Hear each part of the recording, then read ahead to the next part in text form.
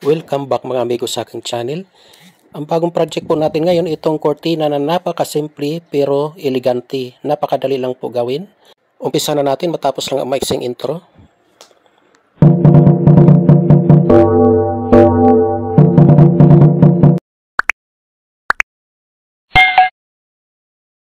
May fabric po tayo dito na 90 inches by 60 inches. 60 ang lapad.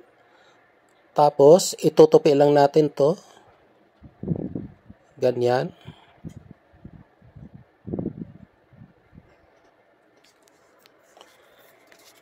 Tapos, babawasan natin to ng pang-loops natin. Magmamark tayo 5 inches. Dito naman 5 inches. Guhitan lang natin ng diretso. Tapos, gupitin natin. Ito yung gagawin nating loops.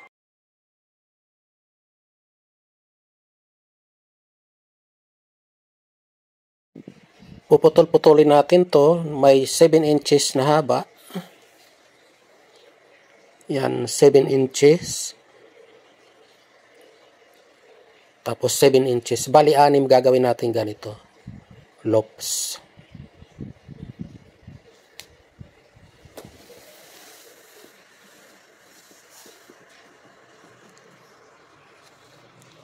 Yan, 6 na to. Tatahin lang natin dito. Tapos itong natira naman natin, 85 by 60 inches to. Itutupi lang natin din ng ganito. Babalik ta rin natin yung sa right side tayo magmamarking. Yan, ganyan lang.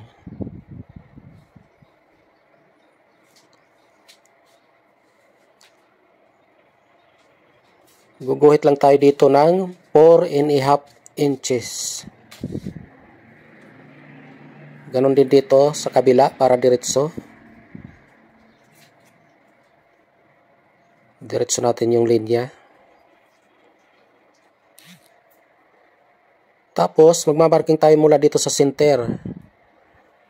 Una nating marking 4 inches.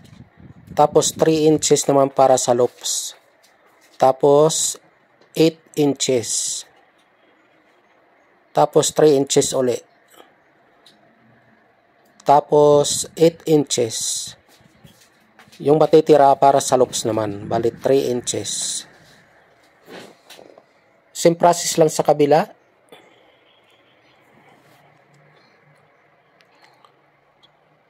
.5 din. Ganon din dito, 4.5. Guhitan lang natin ng diretso.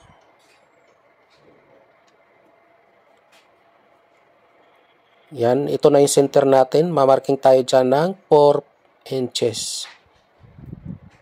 3 inches. Tapos 8 inches. 3 inches ulit. Tapos 8 inches. Yan.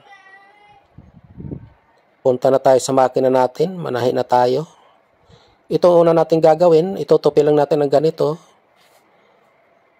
Pasadaan lang natin mga 1/2 sewing allowance. Tapos, ibalik ta rin natin.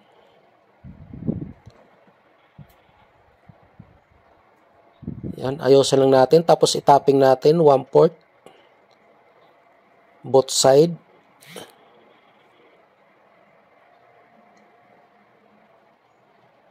Yan. 3 inches yung finish niya. Tapos, 6 gagawin natin ganito. Tapos, ipupull na natin ito magkabilaan. Yung side, ipupull natin. 1/2 inch.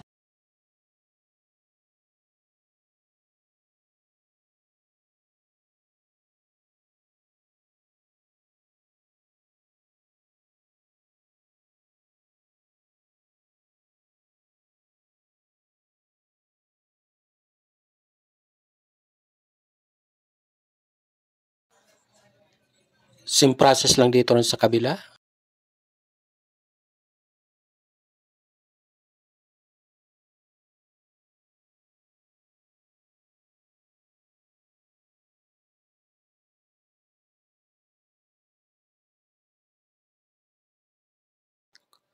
Tapos, dito naman sa bottom, medyo malaking tupiin natin dito. Mga 1.5 inches. Yan.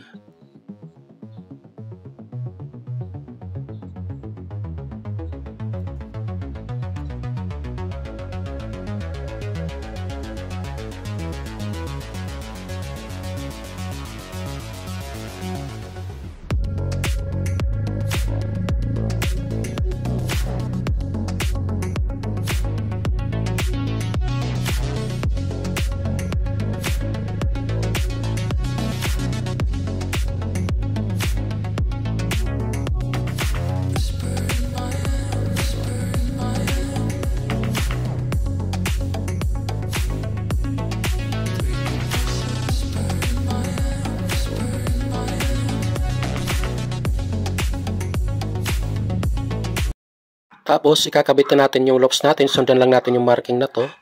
Diyan natin ikakabit. Pag ganito lang yung pagkabit.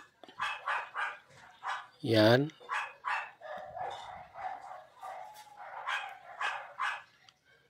Sundan natin yung marking natin 3 inches.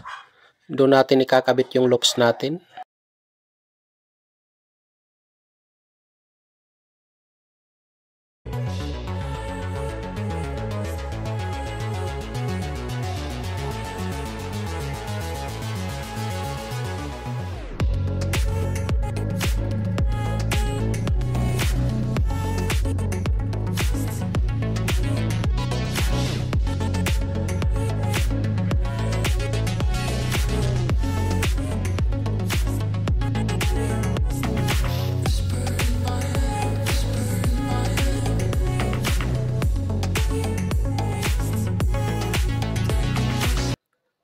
Tapos, bibisting natin dito sa taas.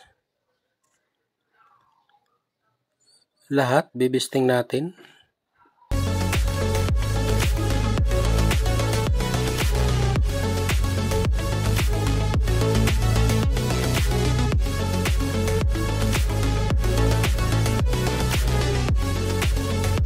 Pagkatapos nito, pwede nang i-overlap dito sa row edge sa taas.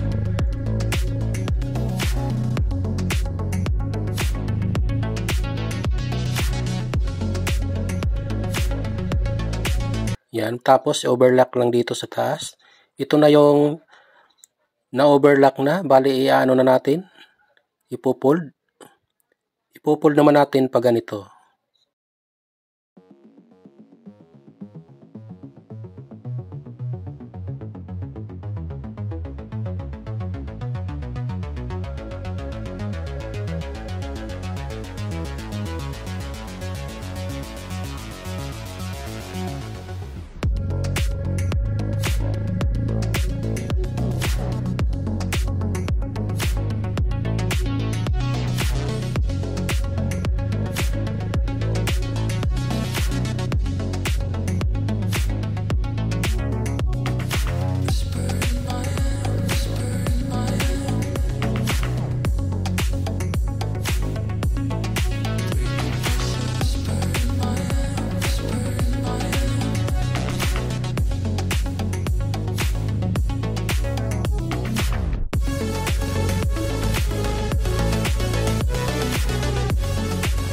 Tapos, i-flip-flip sa natin to. Kukunin natin yung center ng dalawang loops. Gaganito lang natin pag didikitin. Tapos, kunin natin yung center. Yan. Tanda natin yung center. Tapos, itong loops, ilalagay natin sa center, ganito. Tapos, yung isa naman ganito din.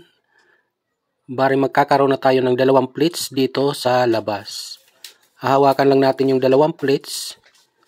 Tapos, itataking natin.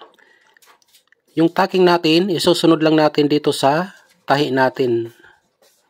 Yan. Ipapatong lang natin dito sa tahi natin.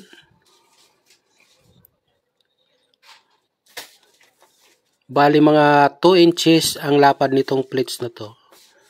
Bali, dalawa, pag didikitin natin siya. Yan, dalawa.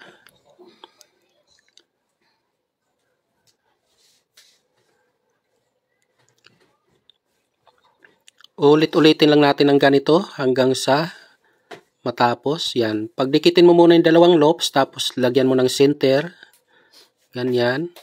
Tapos, Pag malabo sa'yo, lagyan mo ng marking. Ganun, ilagay mo ganito. Dalhin mo sa center yung loops. Tapos, tupi mo ng ganito.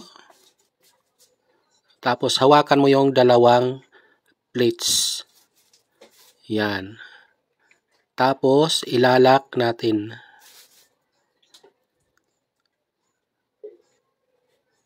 Lock natin. Kailangan nakapatong lang doon. Tapos, hindi matatahi yung loops.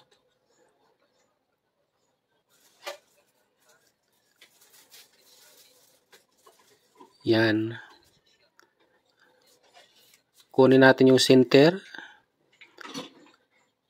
Ulit-ulitin lang ang process hanggang sa matapos.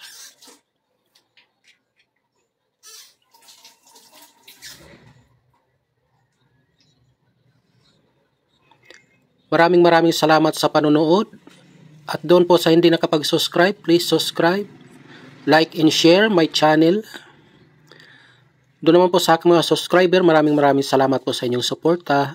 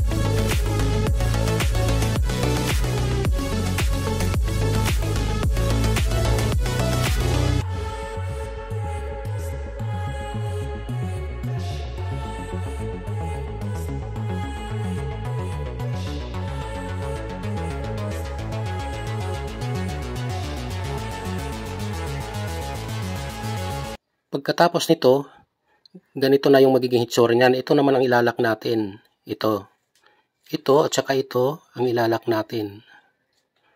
Yan. Pagdidikitin lang natin tapos hawakan natin sa loob, ilak natin sa loob. Doon natin sa loob ilalak para wala tayong makikitang tahi sa labas. Yan, ganito lang.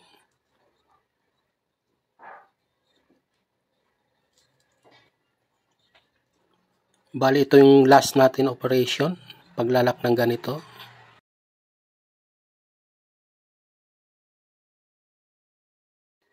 Bali, ito yung loops. Yung dalawa na nasa gilid ng loops, yun ang pagdidikitin natin. Ganito.